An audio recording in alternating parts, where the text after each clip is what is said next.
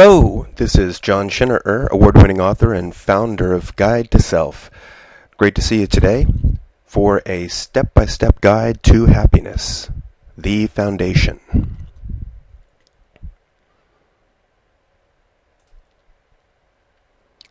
And I like to start off things with a little bit of humor because, number one, it opens you up to new information, and number two, it helps you to laugh and get rid of the negative effects of negative emotions.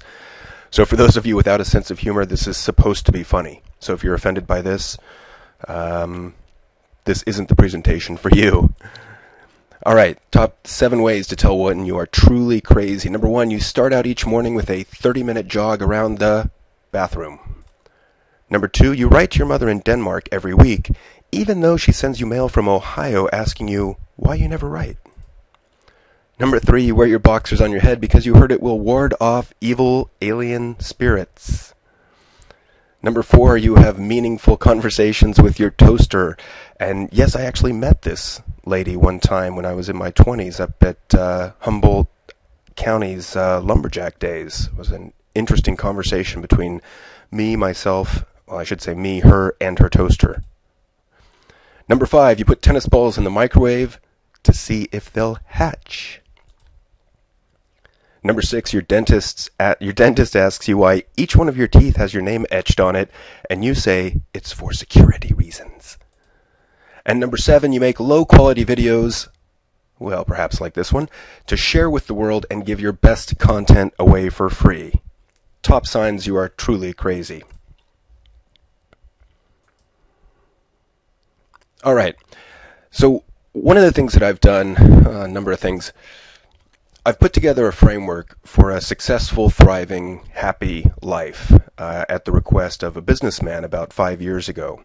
And so I looked at thousands of research studies and came up with this 6-part framework to coach people towards a happy, thriving life. So the first part of it is the acronym ASPIRE, where the A stands for accomplishment or act. In other words, we have to act, we have to take action if we want to have that feeling of accomplishment, that feeling of thriving, that feeling of happiness. So I know it seems obvious, but a lot of us are so taken aback by our own anxiety that we're paralyzed and we don't act, and yet we expect things to change in our life. The S is for significance or meaning. One of the biggest tips I can give you is that if you don't know what your meaning or purpose or significance is in this life, find out. I can help you and I'll be giving you tips along the way, but this truly gives you the passion and excitement that you need to bounce through life as a resilient individual. The P is physical. We're only given one physical body. In my opinion, we've got to take the best care of it that we can. So we want to watch what we eat, we want to work out, and the rule is you want to exercise 20 minutes a day, 5 days a week.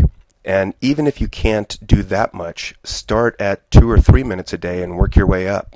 You can start with a walk around the block. However, it's critical to take good care of your body because that's what gets everything going and gets your brain the fuel it needs, the oxygen and the glucose, so that you can make the most out of your life. The I in the ASPIRE acronym stands for intellectual.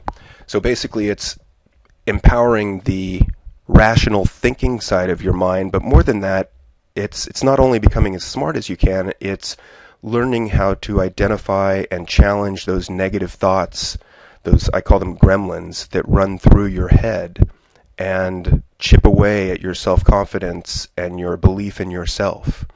So part of it's getting rid of the negative thoughts, part of it is replacing those negative thoughts with more supportive, constructive thoughts. And I'll talk about all this a little bit more detail later. The R is for relational. So ideally you want to be surrounding yourself with positive, supportive, non-judgmental, optimistic people. And I know those people can be rather hard to find. In any case, you want to keep looking for them.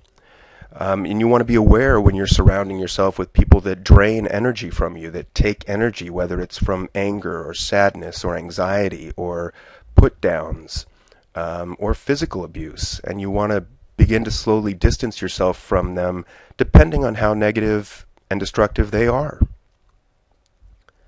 And then finally, my favorite, the one nearest and dearest to my heart, is the E for even-keeled emotions. It's basically equanimity or evenness of mind. And what I've found is that emotions are the most powerful things in our lives, whether or not we realize it. And so it's critical that we learn ways to turn down the volume on negative emotions, like fear, anger, sadness, and that we learn ways to turn up the volume on positive emotions. Emotions like awe, passion, love, curiosity, interest, pride, and more. So that's the Aspire framework for a successful, thriving life. All right, so how do I know that this framework works? Well, it's based on research, number one. So everything that I talk about is based on scientific evidence. Number two, I've been working with clients individually for about 5 years now and had fantastic results with clients that have seen multiple therapists, psychologists, athletes that want to get better at their sports, executives that are getting irritated at work, and their irritation is undermining their ability to lead. Or even executives that just aren't authentic emotionally. They're out of touch with who they are. So what they say and what they do and how they emote are three different things. And people pick up on that and sense it, and they don't want to follow. So let me give you one quick case study here. This young man, one of the best young men I know, was a friend of mine. Is now a friend of mine. Was a client some 4 or 5 years ago, and is an outstanding guitarist. And he had the potential in high school to play pro baseball. He could throw 95 miles an hour as a sophomore in high school. He threw a no-hitter against one of the best teams in the Valley, and we have some really good baseball talent around here. And he actually had a perfect game until he accidentally hit a batter, but that's another story. He had been heartbroken by a girlfriend at a young age, at I think 17, where his girlfriend hooked up with his best friend, and they went on to get married. And so that kind of soured his taste for people in general, but in particular girls. And he hated consciousness. So when he would wake up in the morning, he would groan and roll over and think to himself, oh my God, I've got 12 more hours before I can go back to sleep. Sleep was actually the best thing in his life. Because when he woke up, he would be filled with rage, despair, anxiety, and depression. And he had this other condition, which we figured out was chronic vomiting syndrome, and it involved abdominal migraines, where he would wake up about 1 out of every 3 days vomiting uncontrollably, and roughly 1 out of every 7 days he would vomit so much that he would end up in the ER. And they wouldn't believe him because he had a history of substance abuse problems. They thought he was there just to get drugs, and so they would keep him there for 6 hours, not giving him the medication he needed to make him feel better, and prevent him from throwing up further, and the downward negative spiral sort of continued unabated. His home life, he lived at home with his mom and dad. There was a lot of anger going on, a lot of yelling, a lot of negativity, which I think is pretty common. I think most of our anger comes out at home where we know it's safe to get angry, but that doesn't mean it's the best way to deal with it. And there are ways where you can, again, turn down the volume on that anger and turn up the volume on some more pleasant emotions. And he felt life deeply. He was emotionally sensitive. So he felt things very deeply. Very smart guy.